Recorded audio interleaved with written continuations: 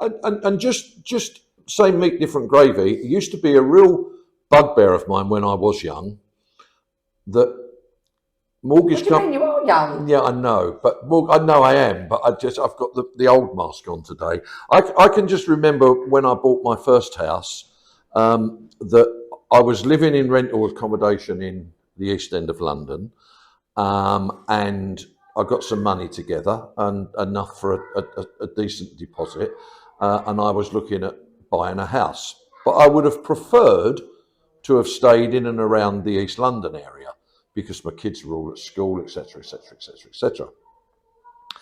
However, I couldn't afford to buy a property in the East End of London because the property was too expensive for the mortgage that I could get. So I ended up buying a property on Canvey Island.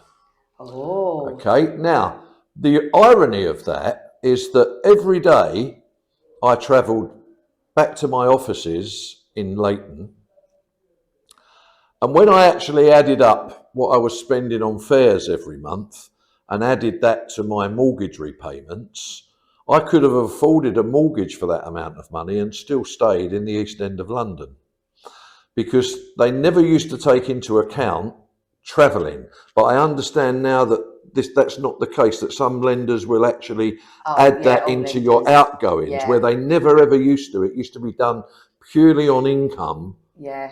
And then the price of the house and very little else really. Yeah, they will look at that. So in other words, then if you've now got a couple, excuse me, that live in say Southend-on-Sea, and they both commute into London every day, and they're both spending £6,000 a year on travelling expenses, that 12 grand is taken into account when they apply for a mortgage to buy somewhere. Yeah.